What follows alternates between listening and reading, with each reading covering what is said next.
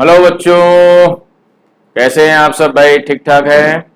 और आज हम फिर जो है आपके साथ में अपने इस फेमस चैनल, एक बढ़िया सा चैनल फिजिक्स मंत्रा के द्वारा आपके साथ में है।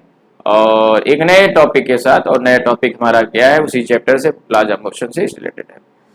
टॉपिक बहुत ही इंपॉर्टेंट है, बहुत ही कह सकते हैं कि फेमस टॉपिक है। वो है हमारा third laws of motion. Third laws of motion, Newton third laws of motion कहें या थर्ड लॉज ऑफ मोशन कहें, जो न्यूटन ने प्रोवाइड किया था, न्यूटन ने दिया था, that is the third laws of motion. You know, according to this law, Newton ने जो कहा वो ये कहा कि to every action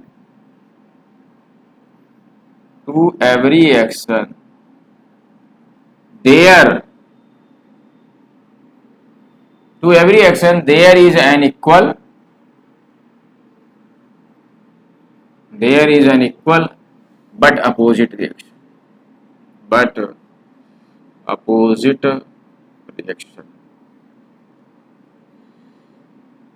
to every action there is an equal but opposite reaction. Okay, ये एक कह सकते हैं कि एक डेड लाइन का उन्होंने जो बताया कि to every action there is an equal but opposite reaction, इसका जो मतलब है वो क्या निकलता है, ध्यान दें। यहां पर एवरी एक्शन, यहां पे एक्शन लिखा है, यहां रिएक्शन लिखा है।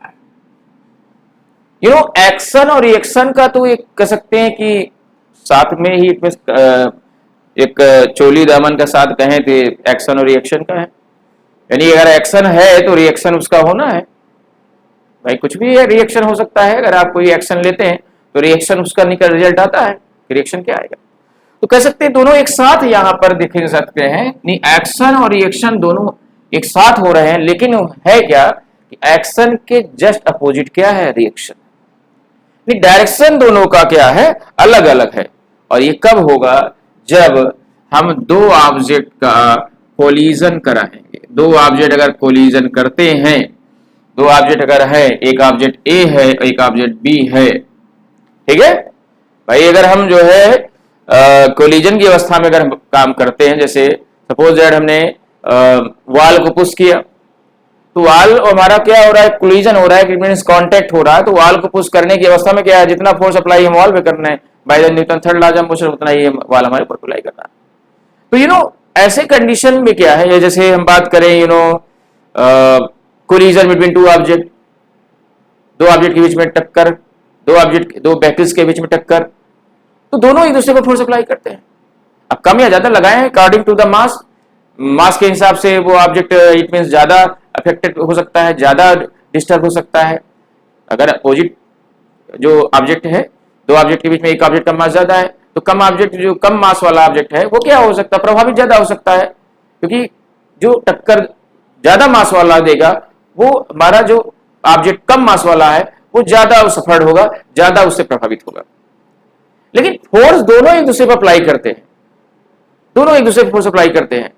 एक फोर्स अगर आप एक्शन समझो तो दूसरे एक फोर्स कहेंगे फोर्स ऑफ रिएक्शन। यानी एक फोर्स हमारा एक्शन का फोर्स होगा और दूसरा रिएक्शन का फोर्स होगा। यानी कि पहले तो किसी न किसी को पहला फोर्स अप्लाई करना पड़ेगा, तो दूसरा उसके रेस्पेक्ट में रिएक्शन होगा। यानी कि किसी एक को अगर हम पहला फोर्स मानेंगे तो हमारा क्या कहलाएगा, फोर्स ऑफ एक्शन। और उसके रेस्पेक्ट में जो अपोजिट ऑब्जेक्ट है वो जो फोर्स लगाएगा उसे कहेंगे फोर्स ऑफ रिएक्शन। जैसे हम इस ऑब्जेक्ट की बात करें, अगर ऑब्जेक्ट एक पहले इस पर फोर्स अप्लाई कर रहा है, मान लेते हैं फोर्स क्या है, F1, तो ऑब्जेक्ट बी भी इस पर फोर्स अप्लाई सेकंड कंडीशन में लगाएगा, वो क्या फोर्स है, F2 है, that is a force F2। तो यहां पर F1 पहले लगाया गया जिसको कहेंगे force of action, that is a action force, ये फोर्स ऑफ एक्शन। और उसके रेस्पेक्ट में रिएक्शन किया गया ऑब्जेक्ट बी द्वारा, that is a force of reaction. तो ये जो लॉ है, ये हमारा फोर्स ऑफ एक्शन और फोर्स ऑफ रिएक्शन का भी लॉ कहलाता है।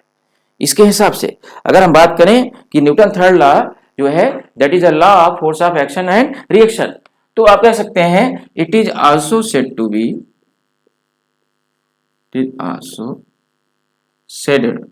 To be, force of action and reaction. reaction. ठीक है. It is also said to be force of action and reaction. This law is also said to be force of action and reaction. Laws of action and reaction. हाँ, एक चीज यहाँ करते हैं, said to be laws of force of action, laws of force of action and reaction. ठीक है, laws of force of action and reaction. यहाँ पे इसको शामिल कर देंगे laws. ठीक है, एक्शन और रिएक्शन का लॉ भी कहलाता है. अच्छा, इसका मीनिंग क्या निकल के आ रहा है कि if one object act a force on the second object, then second object act a same force on the first object but in opposite direction.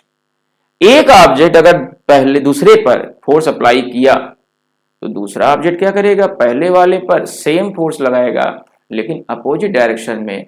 जैसे ये दो ऑब्जेक्ट है, पहला ऑब्जेक्ट मान लीजिए है, इसने फोर्स लगाया इस पर इधर, तो दूसरा वाला इस भी फोर्स इस पर लगाएगा लेकिन डायरेक्शन क्या है, इसके अपोजिट है, इधर हो रहा है. ये इधर अप्लाई कर रहा है, इधर अप्लाई कर रहा है, तो दोनों आपस में अपोजिट होंगे. तो फ्रॉम फिगर क्या निकल के आ रहा है, दोनों फोर्स सेम है लेकिन अपोजिट है, दैट विल बी -F2. दोनों फोर्स सेम है, मैग्नीट्यूड सेम है, F1 बराबर F2, अपोजिट है तो -F2. तो F1 plus F1 equal to -F2 and you can write that F1 F2 इधर लाएगा, F2 equal to 0. And you can see by this equation दोनों force का सम 0 है और ये हमारा एक बैलेंस फोर्स को भी रिप्रेजेंट करता है कि जो फोर्स काम कर रहे हैं ऑब्जेक्ट पर वो क्या है, बैलेंस फोर्स को रिप्रेजेंट करता है, BAL इन बैलेंस फोर्स. ठीक है, बैलेंस फोर्सेस को रिप्रेजेंट करता है. यानी देखा जाए तो बैलेंस फोर्स की कंडीशन में, यानी इसके रिस्पेक्ट दोनों फोर्स सेम है, दोनों फोर्स अप्लाई कर रहे हैं, लेकिन बैलेंस फोर्स का इट मींस जब अप्लाई फोर्स किया उस समय दोनों क्या थे, रेस्ट में थे. टक्कर होने के बाद वो अलग वेलोसिटी से जाएगा, वो अलग वेलोसिटी से जाएगा.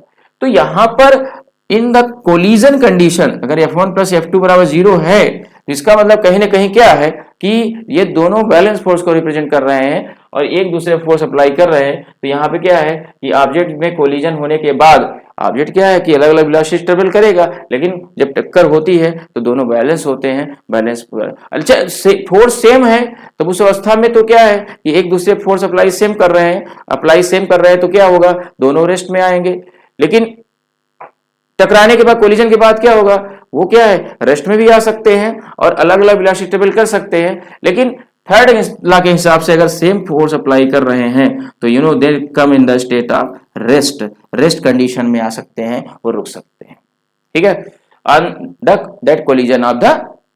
Condition of the collision. ठीक है, तो यहां पर जो थर्ड लॉ है वो यही कह रहा है कि एक ऑब्जेक्ट अगर किसी दूसरे पर फोर्स अप्लाई करता है तो दूसरा ऑब्जेक्ट भी सेम फोर्स उसके अपोजिट डायरेक्शन में अप्लाई करता है. तो that is the Newton third law of motion.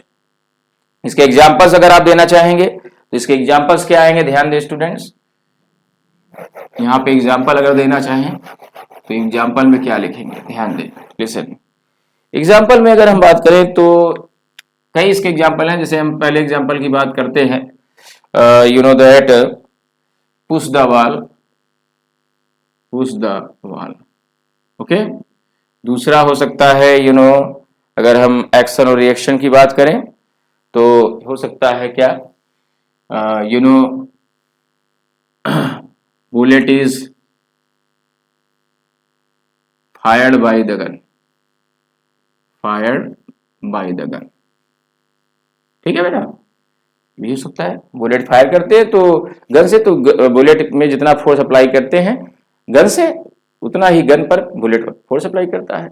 अच्छा, और भी क्या हो सकता है, जैसे कि you know when the sailor or person then comes out from the ship या jumps from the ship. Sailor or person